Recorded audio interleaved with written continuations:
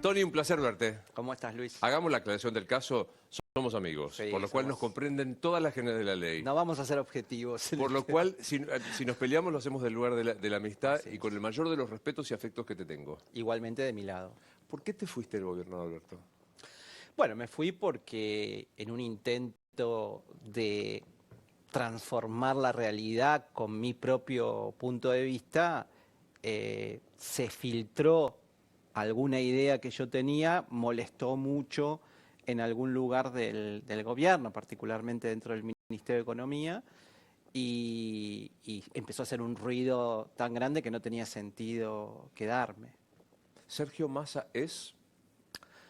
El príncipe de Maquiavelo. Es un... Ah, flojito arrancaste. Bueno, no, pero lo digo con todo lo bueno y si querés lo malo también, ¿no? Me parece que Maquiavelo se sigue estudiando en Sí. todas las universidades de ciencias políticas como uno de los arquitectos más hábiles en materia de política. Pero bueno, también tiene esa cosa principesca de soy pero no soy, digo esto pero hago lo otro. Que es muy común en los políticos. Me parece que Massa, si querés, encarna la perfección de eso. Digo, el príncipe es la construcción de cómo obtener el poder y permanecer en el poder. Palabras más, palabras menos, ¿eh? Usando lo que tengas que usar. ¿Eso es Massa? Y yo creo que sí. Pero no lo desacredito, al contrario, de alguna manera lo ensalzo. No es quizás el estilo de política que a mí me gustaría hacer, donde me siento más cómodo desde el lugar de la gestión y la transformación que de la rosca. Y eso hizo que me eyectara muy pronto. Pero él hace 20 años que hace política en ascenso y si no será candidato a presidente, será candidato a senador, con lo cual nadie puede negar una extrema habilidad en lo que hace. ¿Lo votás como candidato a presidente? Mira, en estas elecciones estoy muy selectivo en lo programático, porque me cansé de mirar si el candidato me cae bien o no me cae bien y llevarme chascos, ¿no? Entonces quiero entender, en ese sentido, a mí no me cae bien Milei, pero debo reconocer que fue profesional en presentar cuáles son sus ideas y su plataforma y las cosas que quiere hacer.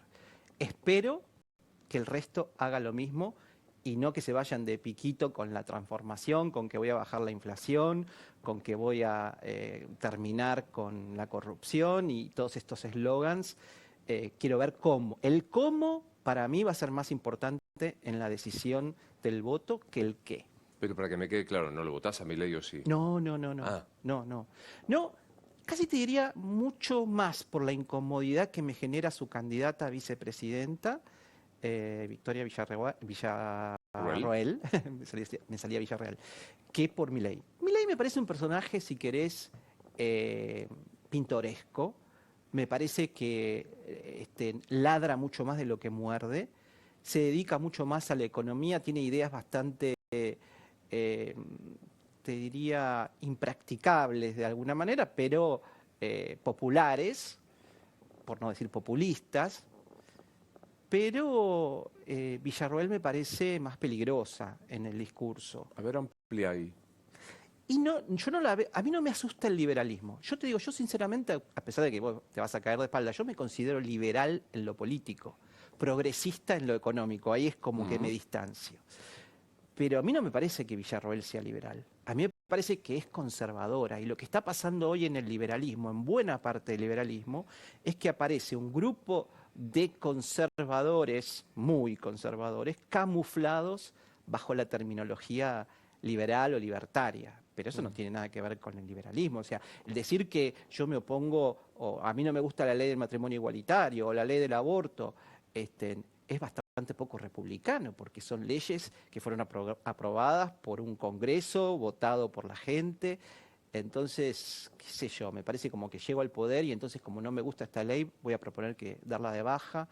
No me parece muy del ideario liberal lo que plantea la doctora Villarroel. Tu irrupción a la gran notoriedad se da obviamente siendo el jefe de asesores de Alberto Fernández, pero bueno, de una carrera muy sólida. Fuiste por 30 años. No, bueno, 37 7 estuve en la misma empresa, que se fue cambiando de nombre a lo largo de distintos accionistas, y 12 fueron los últimos años como CEO CEO de en Syngenta, Latinoamérica Sur. una de las 3 empresas más importantes del mundo. Y no sé si 3, pero está entre las 20 corporaciones más grandes, ¿sí? Te diría de las más grandes en todo lo que tiene que ver con la tecnología para la producción de alimentos, que es un dato clave y que fue completamente estratégico en el momento que China decidió la adquisición hace 4 años, ¿no? Claro. Cuando vos empezás a tener posiciones divergentes con el gobierno, aparece una denuncia contra Syngenta. ¿Se aclaró si eso fue un pase de facturas? Yo lo interpreto como tal, porque te imaginas que en 37 años de vida corporativa no sé lo que es pisar un tribunal. Y el día que yo salí a los medios, particularmente estaba en la CNN haciendo la nota, salía ese mensaje al periodismo, pero dado que yo en diciembre me separé de la empresa, son las nuevas autoridades las que están lidiando con la aduana y estableciendo negociaciones con ellos o conversaciones más que negociaciones, así que yo me desentendí del tema. Lo quiero decir, ¿es un disparate pensar que porque vos criticaste al ministro de Economía, la FIP le invocó una denuncia? Y no sé si es un disparate, a mí me suena como muy verosímil. Una empresa multinacional de las más grandes puede cometer errores, no digo que no, pero no está hace 200 años en la Argentina para hacer dinero a través de la evasión o de la sobrefacturación o de la subfacturación. Con esto quiere decir, cualquiera se puede equivocar y los errores se enmiendan, pero no hay una lógica destinada a eso. Es gravísimo. Que tenga una base de verosimilitud es gravísimo. Sí, y estas son las cosas, te diría, cuando me fui, que más me dolieron, ¿no? Porque mucha gente me pregunta, ¿y no te dolió que Alberto no te haya defendido o retenido? No, porque yo creo que en ese momento no le quedaban muchas opciones, dada la situación como se había presentado y la filtración del tema y demás. No creo que se comportó mal en ese sentido. Pero esto otro me parece de una ingratitud y de una bajeza muy grande, ¿no? Porque, como te digo, 37 años de vida corporativa, te retirás con todos los honores, querés hacer algo por el país y te integrás a un gobierno que vos muchas veces me preguntaste por qué a menos de un año. Yo te decía, bueno, tengo la intención o la buena intención de aportar desde otro lugar. Y te imaginas que no te moviliza el dinero y sabes que corres riesgos. Ahora ese. No, digamos todo. Yo no te dije así tan amablemente. Yo te dije, ¿me explicás un tipo talentoso, inteligente, con una carrera impecable, se mete en este cachivache de gobierno? Eso me preguntaste y siempre te contestaba, me inspira la posibilidad de transformar y gestionar algo. Y en ese sentido te agrego, y me parece muy actual, yo creo que un eventual gobierno de Massa, ponerle que Massa fuera candidato a presidente, ¿vos lo ves muy distinto a un eventual gobierno de Larreta? Lo dijo Patricia Bullrich el otro día, no sé si fue en tu programa o en otro. Es Massa, ¿no? Con esas palabras. Massa dijo, Larreta y Morales son Massa. Son Massa. Yo no, me parece que ella lo dijo con alguna connotación política. Yo te lo digo más desde un punto de vista ideológico. Son todas personas orientadas al centro, tienen una mirada sobre la política y sobre la economía bastante similar, con alguna orientación un poco más hacia el campo en un caso, hacia el productivismo industrial en otro, pero no difieren gran cosa.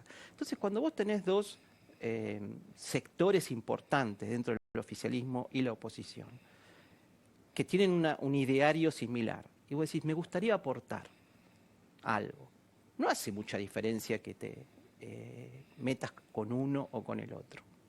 Ahora, si hablamos de, supongamos que el próximo gobierno sea un gobierno con una orientación programática mucho más kirchnerista de lo que fue este último periodo, ¿no? Que tuvo una mezcla, te diría, ¿no?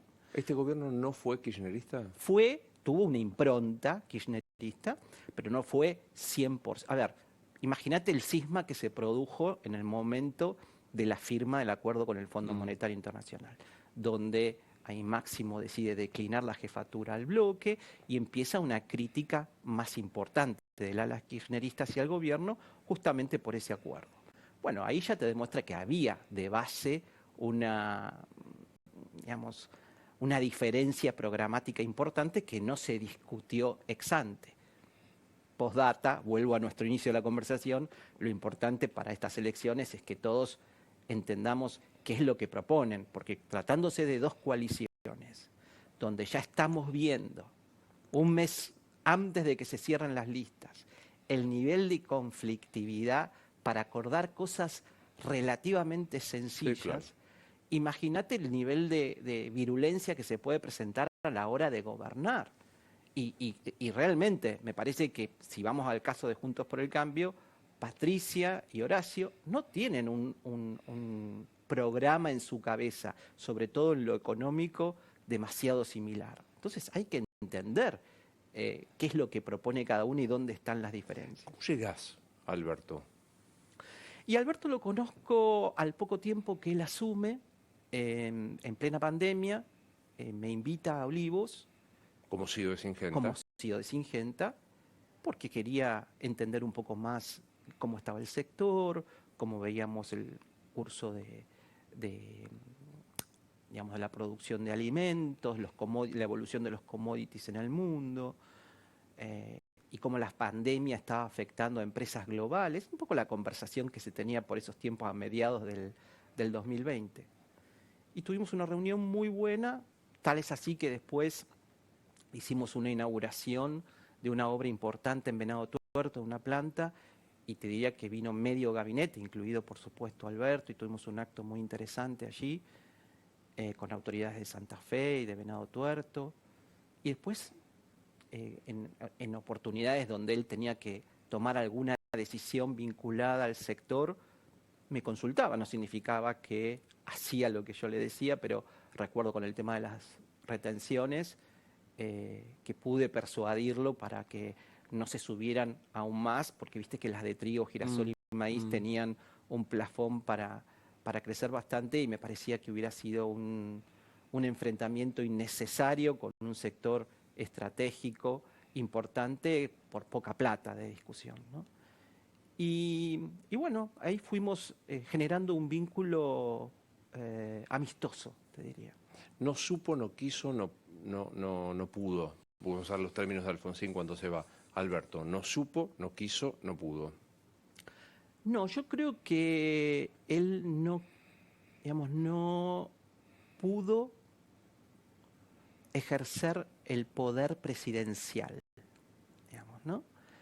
Ejercer el poder presidencial no es solamente firmar algunas resoluciones o oponerte a algunas otras, es en un momento dado de extrema conflictividad emerger como el líder de un gobierno donde asume todas las consecuencias de incluso provocar un cisma dentro de su propia coalición cuando la gobernabilidad se ve muy afectada. Te pongo un caso simple, el ejemplo de Basualdo y Guzmán. ¿No? Secretario de Energía, Guzmán dijo, soy yo, es él. Y terminó yéndose Guzmán, y ahí empezó la debacle económica. Pero digo, no pudo ejercer el poder presidencial, no lo dejó Cristina. No, a ver, yo creo que fue una decisión de él. Él no quiso, quizás la respuesta más correcta es no quiso, más que no pudo. No quiso generar ese enfrentamiento a ese extremo. Entonces, siempre fue hasta un punto, ¿no? Vos notás cierta virulencia discursiva que crece. Viste, hoy no sé si viste algunas declaraciones que hubo en relación a que en el gobierno en suyo no hubo ninguna cuestión vinculada a la corrupción. Parecía un poco hablar de no saber a quién le estaba hablando, ¿viste? A Uruguay, bueno, a San Telmo ahora. Claro. ¿Dónde está? Entonces, creo que en ese entorno se movieron, también la propia vicepresidenta hacía algunos discursos donde solapadamente tiraba algunos dardos. Y ese esquema virulento no fue funcional para la gobernabilidad de la Argentina en un periodo tan crítico. Hay que reconocer, Luis, le tocaron todas las peores situaciones que te puedas imaginar desde el punto de vista del contexto, ¿no? Un país en una situación complicada desde lo económico, muy complicada, una pandemia, digamos, con toda la complejidad que tiene la pandemia. Después podemos discutir un montón de cosas y de detalles, pero miremos la macro, la guerra, la sequía. Yo de ahí te concedo la sequía, que es evidente y que no se puede. Pero la guerra la tiene Ucrania, tiene un dígito de inflación. La pandemia la tuvo el planeta, nosotros tenemos 140% de inflación. O sea, La pandemia, te diría que hay otros países que pudieron recurrir al mundo financiero para transitarla con un poco más de holgura, y Argentina tenía completamente vedados todos los mercados internacionales y no quedaba otra que la maquinita. Eso también hay que considerarlo, porque fue parte del inventario con el que se recibió el gobierno.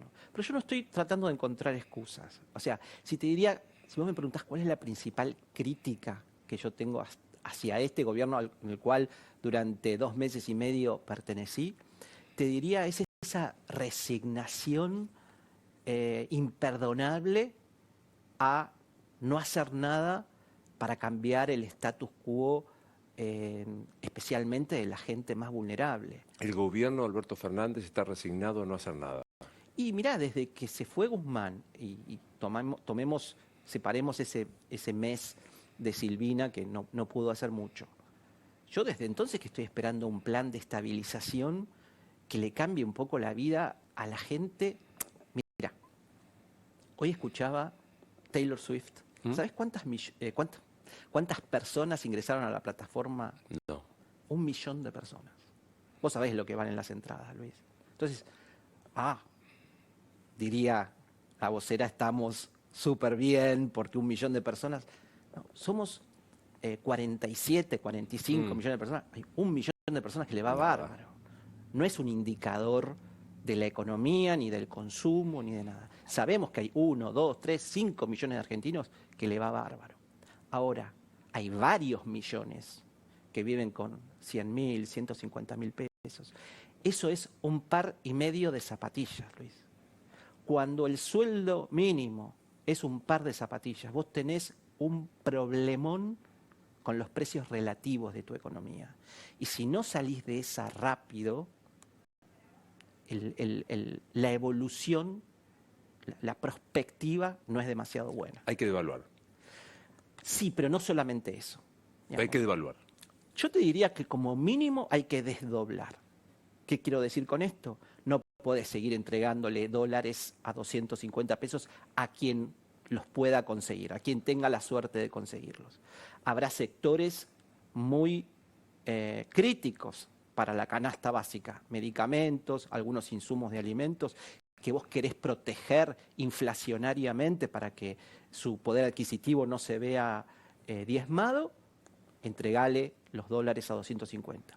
Todo el resto, que ya de por sí muchos de ellos tienen sus precios a 450, 480, vendámosles a 450, 480. ¿Por qué no se hace eso? Que para un ignorante de la economía como quien te habla, es tan obvio. O sea, subsidia a dólar ternura, 250 mangos, los medicamentos, insumos básicos, basiquísimos, y el resto liberal. ¿Por qué no se hace?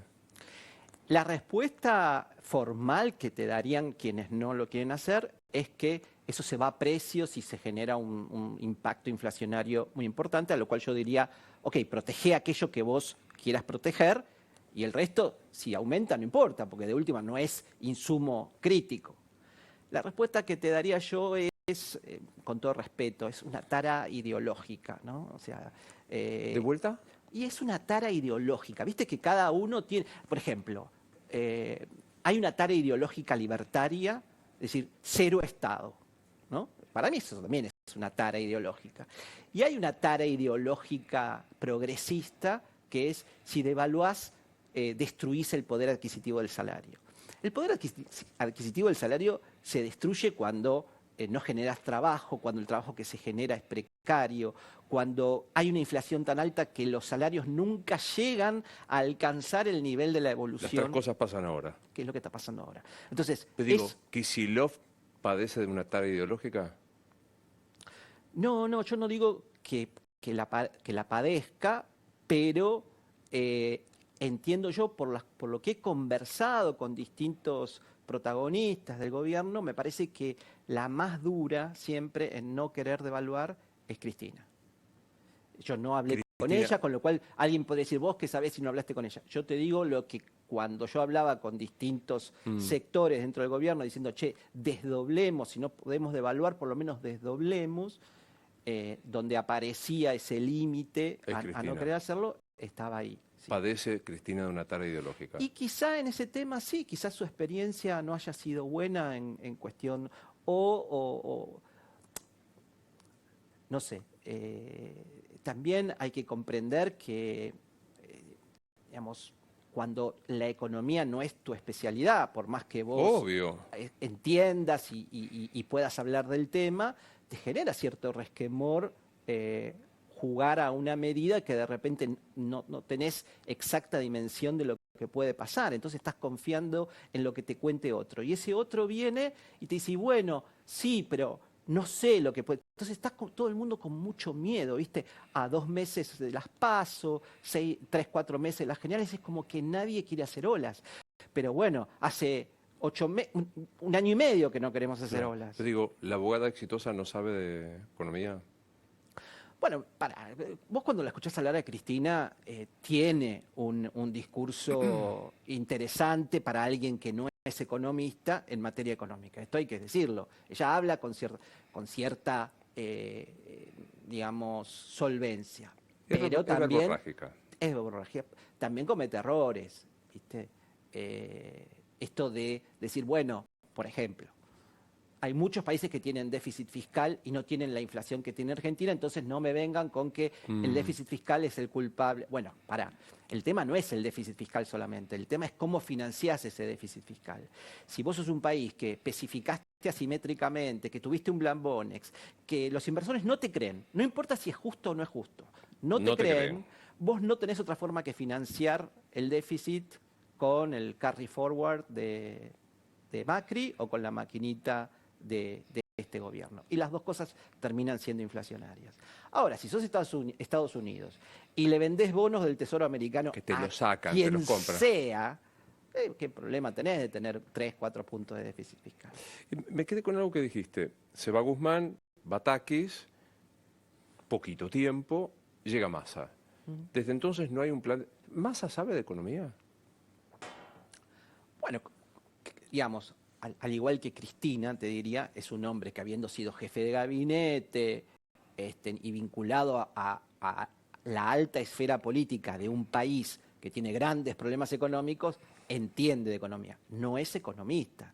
Entonces, a la hora de discutir detalles en relación a algunas medidas, bueno, seguramente necesite que alguien le cuente, pero lo tiene a Marco Lavagna, lo tiene A Rubinstein. lo tiene a Clery, que es fabuloso, para mí es uno de los mejores cuadros que tiene Massa, lo tiene a Mitchell. Es decir, hay muchas personas dentro de su gabinete con el expertise y con el conocimiento para poder asesorar. ¿Hay plan económico Massa? Él ahí, desde que asumió, ha ido generando medidas puntuales que le sirvieron para salir de una determinada situación. Te pongo el ejemplo. El dólar soja 1 fue una medida exitosa, porque en ese momento estábamos como ahora, sin reservas, y él con ese estímulo capta 8.000 millones de dólares. Ahora, lo que vos no podés hacer es transformar el dólar soja en la política cambiaria de Argentina por 1 año y medio. ¿Por qué? Porque lo digo yo, no. Porque tiene un costo fiscal en materia de emisión, es decir, la diferencia entre lo que vos comprás el dólar, digamos, lo que cobrás de los importadores a 2.50 y lo que le pagás a los exportadores de 300, bueno, 250 ahora, pero era 200 en su momento, esa diferencia la tenés que emitir. Hay que cubrirlo de alguna manera. Y es inflacionaria. Entonces, bueno, podés hacer eso un año y medio. Bueno, y así diferentes cosas. También creo que si vos me decís, bueno, ¿cuál fue el peor error del gobierno y en particular del ministerio? Es que se reaccionaron muy tarde frente a la cuestión de la sequía. Subestimaron cuánto iba a ser el real efecto de la sequía. Algunos veníamos hablando de los 20.000 millones de dólares desde diciembre, enero, y nos decían tremendistas, pesimistas y demás. Entonces, cuando se llega a ese número, fue un poco tarde y ahí es donde, bueno, ahora, por ejemplo, se está recurriendo a China para este tema del swap y demás, como para ver si podemos encontrar otro salvavidas intermedio que nos ayude a llegar sin demasiadas disrupciones a las PASO. Pero de vuelta, cuando yo te hablo de que no hay un plan de estabilización, no te digo ahora, te hablo desde hace 3, 6, 9 meses, que hubiera sido bien implementado la llave para llegar, sí, realmente con una inflación del 2% mensual y no del 8%, y con una recuperación salarial que le hubiese dado al peronismo otra viabilidad electoral, que quizá la tenga igual, pero más cuestionada. Claro.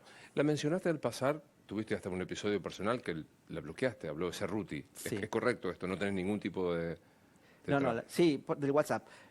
No me gustó, no me gustaron algunas actitudes que tuvo ella conmigo a lo largo del gobierno. Imagínate, yo soy una persona grande y a esta altura que me vengan a decir lo que puedo o no puedo decir. ¿Eso decía? Y está bien, pero a lo mejor está dentro del formato del gobierno que la vocera le diga al gabinete sobre qué cosas puede hablar y qué cosas no. Yo eso no lo aceptaba, entonces había muchos roces en ese tema. Y después, particularmente en la salida, fue una de las personas que lo convenció al presidente de que había sido yo el que había filtrado ese Aquel famoso documento. paper. Exactamente. Y no fue así. Entonces, eso también me molestó. Y bueno, para terminar con esa lógica de dimes y diretes, la bloqueé y se acabó. Definirla políticamente.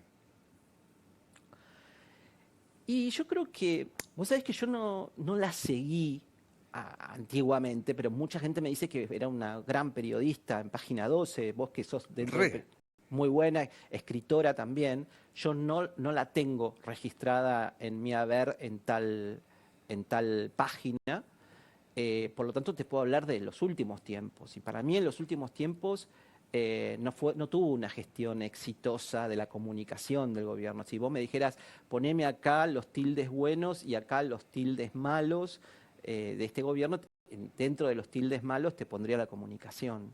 Entonces... ¿Alberto Fernández es? Y es un presidente que no se animó.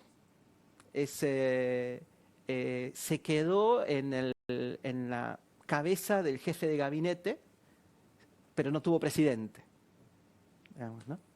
Y eso es muy complicado en un país como la Argentina, tan presidencialista, y es algo que nosotros tenemos que aprender a futuro, porque si se instala un sistema de coaliciones, este tipo de conflictos puede volver con otro disfraz, con otra forma. Pues es que yo creo en la gente que se mete para transformar, ¿no? Pero a nosotros también nos pasa muchas veces. Trabajás en tal medio, trabajás en cual otro medio. Yo creo que las cosas se cambian desde adentro, ¿no? El resto me parece demasiado romántico o cómodo. Sin embargo, creo que hay como límites. Cuando vos asumiste, ¿tuviste en cuenta la fiesta de Olivos? Sí, tuve en cuenta todo, porque eso formaba parte del inventario, por decirlo así. Obviamente que había cosas que me incomodaban, Luis.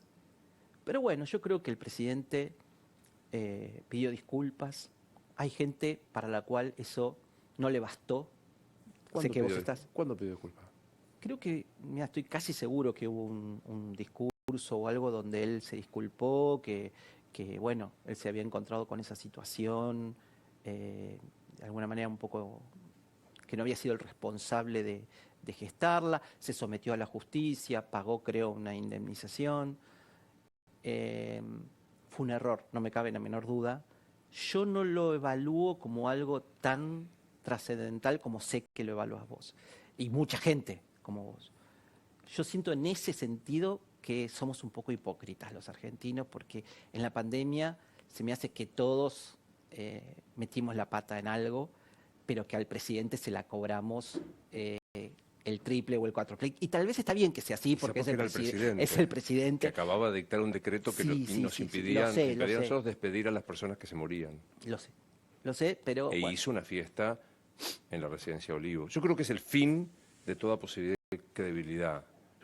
Sabés, lo hemos hablado, yo creo que este es el peor gobierno de la democracia. Y Alberto selló la imposibilidad de tomar cualquier decisión creíble a partir de Olivos.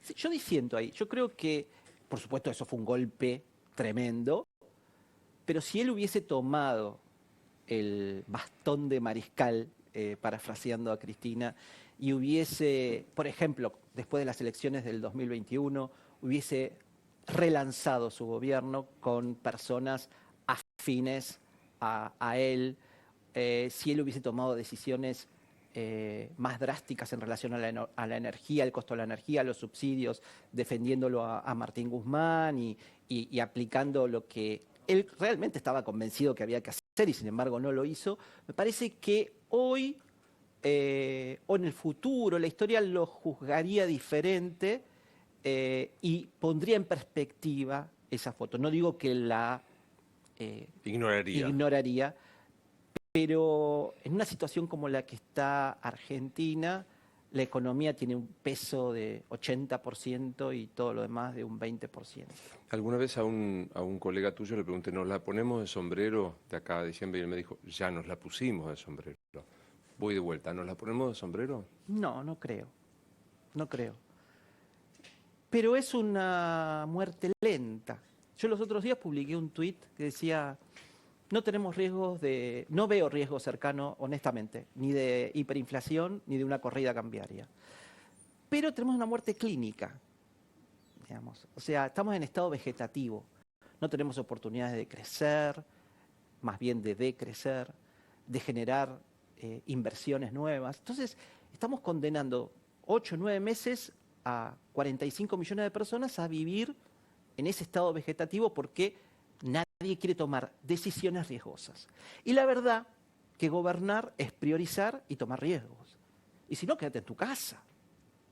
A mí esto me pone un poco mal, pero digo, la verdad, no se puede especular políticamente cuando tenés tantos millones de argentinos debajo de la línea de pobreza o tanta gente ganando un sueldo promedio de 100.000 pesos. Esa distorsión de los precios relativos entre lo que vale un sueldo, lo que vale un dólar, lo que vale la energía, lo que valen los precios, esa distorsión, si no la corregimos, es peor que la inflación. Pero me quedo preocupado, reconociendo tu sinceridad, estamos en muerte clínica en estado vegetativo. No hay dólares. Vos sabés que la producción en la Argentina los necesita. Y lo único que escuchamos es que los que se consigan del swap o del FMI, fondo, los queremos para intervenir. Pues no, usémoslos para generar trabajo. Y si los financieros quieren seguir una lógica distinta, desdoblemos y protejamos con el dólar protegido aquellos sectores que sabemos que necesitamos cuidar porque la gente necesita medicamentos y alimentos, digamos, baratos. Y el resto, o sea, tenés que priorizar. ¿El dólar a 500 mangos es mercado, oferta y demanda o es histeria? Y hoy es mercado. O sea, esos son dólares que funcionan en el mercado libre. Entonces, hoy es intervenido. O sea, que libre, pero con una intervención estatal importante. Si vos me decís, haciendo una serie histórica de 30 años, Antonio, ¿este dólar es correcto? Yo te diría no, es un dólar alto. Es un dólar que, digamos, un dólar correcto sería un dólar de 350 pesos. O sea, que tampoco es que necesitas hacer un ajuste de un desdoblamiento sangriento para corregir estos 250. Pero tenés que generar estímulo para que aquel que todavía tiene algunos granos en el silo bolsa o por cosechar, lo venda. Otra cosa que podés hacer es, che, hagamos algo con las retenciones. Está bien, no las podemos aflojar del todo porque necesitamos que ingrese dinero en la recaudación. Bueno, ingresa el dinero, pero se los devolvemos con un bono y con esos bonos que se den vuelta y compren insumos. Entonces, para vos tiene un costo fiscal neutro y para el productor le eliminás la retención. Pero es como que, por eso te hablo de esta muerte clínica, en el sentido de que nada que pueda generar distorsiones o discusiones parece estar en la agenda. Te pedí que definieras a varios personajes, a Massa, ¿verdad? ¿Quién sos vos? Y yo soy yo siempre me defino por el comienzo, ¿no? Un pibe de clase media baja, nacido en una familia de tanos, muy laburadora. Mis viejos hicieron lo imposible para que mis 3 hermanas y yo estudiemos, y creo que viendo el ejemplo de mis viejos que se deslomaban, mi vieja cosía, mi papá era taxista, se deslomaban para que podamos estudiar, creo que hicimos un buen trabajo, ellos hicieron un buen laburo. Y bueno, soy producto de esa ascendencia social en un país que estaba lleno de oportunidades para alguien que, si tenía ganas de hacer el esfuerzo, el mérito lo acompañaba. Hoy eso está un poco más complicado.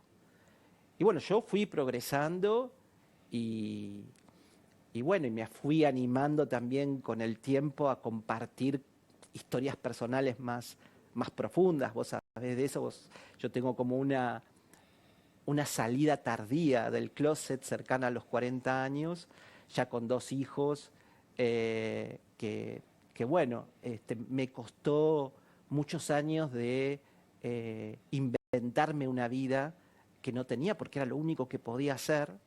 Tuve la enorme suerte de conocer a la mamá de mis hijos, que es un ser muy, muy especial, que viste que el amor se resignifica y que el amor y el sexo son cosas muy diferentes. Yo tuve la suerte de conocerla a ella, de enamorarme de ella, estar 12 años con ella. Tenemos 2 hijos que amamos y cuidamos. Hoy somos mejores amigos. Pero bueno, fue un proceso duro. La salida del closet en el trabajo, en una multinacional, en un mercado como el agropecuario, donde ser la cara de esa empresa frente a productores conservadores, en su gran mayoría, no ha sido una tarea sencilla. ¿Cómo fue contar profesionalmente que eras gay? Y bueno, fue una decisión que tomé cuando yo sentí que tenía las fuerzas para hacerlo y me quería y me sentía cómodo con quien era.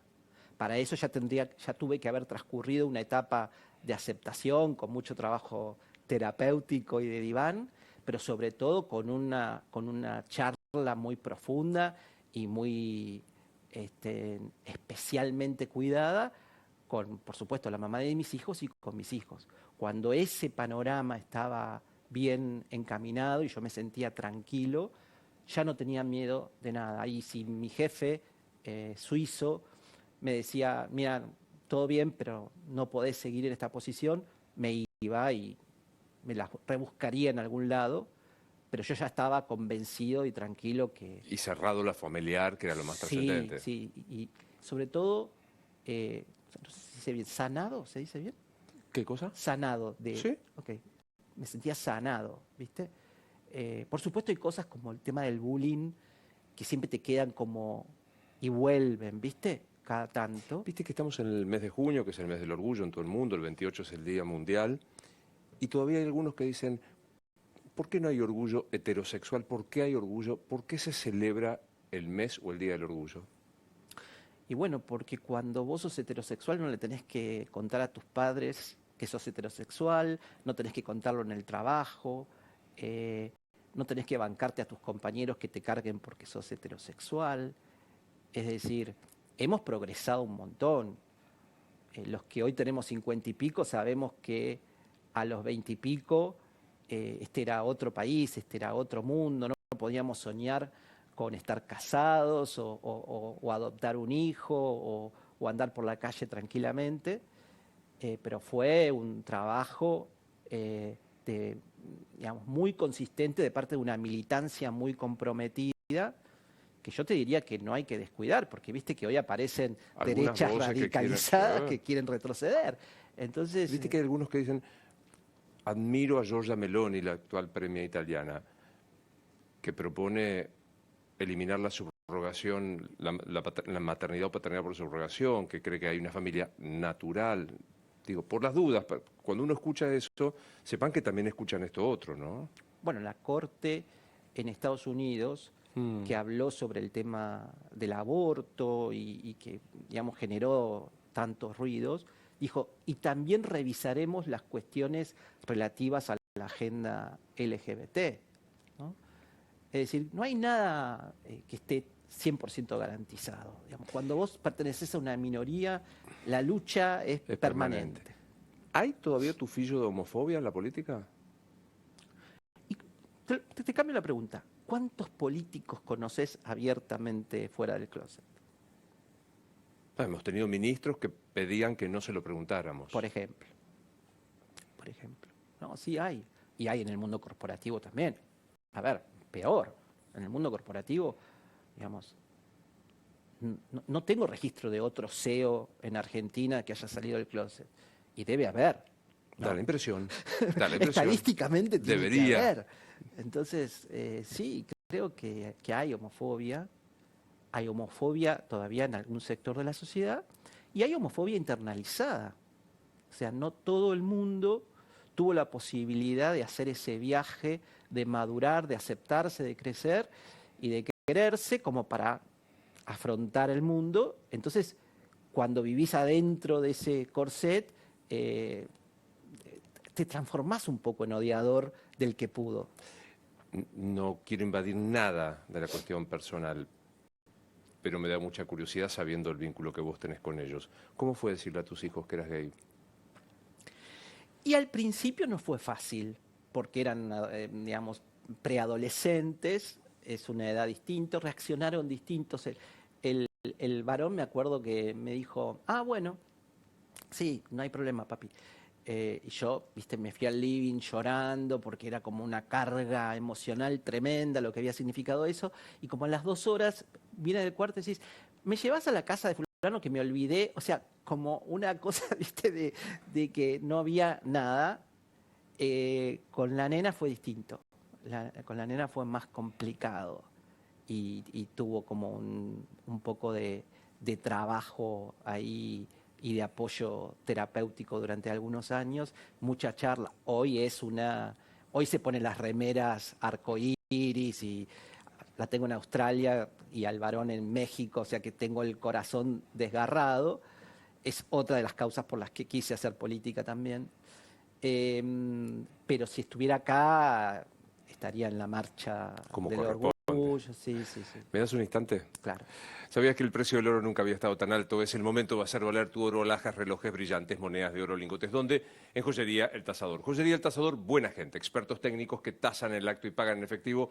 Joyería El Tasador. Tenés que llamar de nuestra parte al 0800-222-8273. En la sucursal de Corrientes y Pueyrredón pagan el gramo de oro hasta 29.500 pesos. 0800-222-8273. Joyería El Tasador. Toda una vida dedicados a las joyas. Pensá vender al mejor precio. Visítanos. Joyería El Tasador. Avenida Corrientes 2810, esquina Pueyrredón. Joyería El Tasador. Tu tasador, mi tasador. ¿Hay algo que no te pregunté que te hubiera gustado que te preguntara? No sé, todo el mundo le pregunta, ¿qué hay después de la Ahora muerte? viene, eso viene, pero por eso te digo antes de meterme Lo ahí. del Viagra. Ahora voy con todo eso, pero... Entra por ahí caminando Sergio Massa, ¿qué le decís? Tomemos un café, que lo tenemos pendiente. Entra por ahí Cristina. invítame a charlar, que me lo debes desde que arranqué. Te pedí 2 reuniones y no me las concediste. Entra por ahí Martín Guzmán. No, Martín, somos amigos, nos vemos cada tanto, chateamos, o sea, tenemos un vínculo. Lo quiero mucho, Martín. ¿Qué le dirías? A Martín, no, yo creo que, a ver, yo lo apoyé en todo momento a Martín. La salida la hubiese, si yo estaba ahí cerca de él, le hubiera aconsejado que lo haga un poquitito más prolija, digamos, un poquito más consensuada con el presidente. Pero tenés que estar ahí y saber exactamente qué pasó y cómo fueron los diálogos, entonces tampoco me gusta juzgar a nadie, pero para mí fue un tipo que realmente tenía las condiciones para tranquilizar la economía, como le gustaba decir a él, y lo estaba haciendo. Desgraciadamente no pudo seguir. Entra por ahí caminando Alberto Fernández.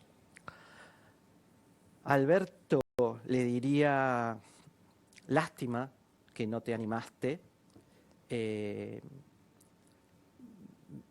Me parece que lo mejor de tu gobierno fue que no tenés ninguna denuncia de corrupción.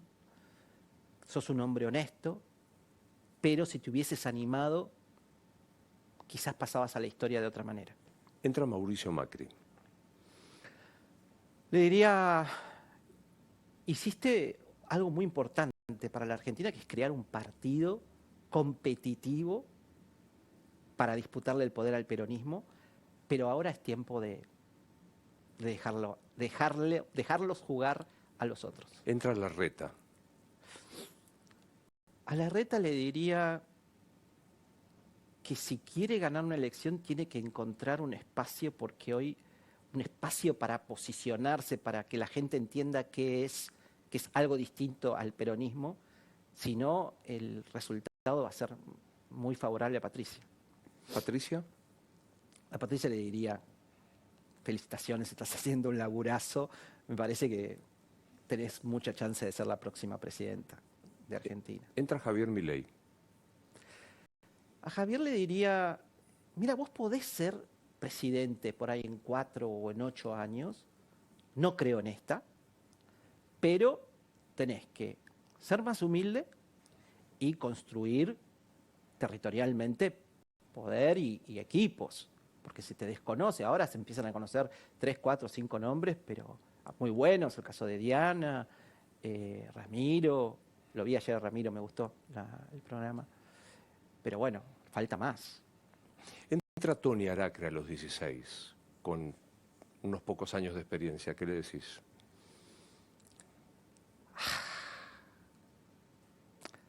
Le diría lo que me enseñó mi última psicóloga, que te diría que fue de los grandes hallazgos. Confía en la bondad de la vida. Porque yo siempre viví con demasiada ansiedad anticipatoria, pensando que lo que podía pasar iba a ser lo peor, y muchas veces me privé de disfrutar cosas del momento, de vivir el presente. Eso fue muy bueno profesionalmente, porque siempre me anticipo a las cosas que van a pasar, pero personalmente es muy perturbador, y creo que lo que le diría es confía en la bondad de la vida. No sé si te lo sabes. ¿Sos creyente? No soy practicante, claro. Vamos con los pecados capitales. Soberbia. Sí, tengo. Avaricia. No. Lujuria. Poco.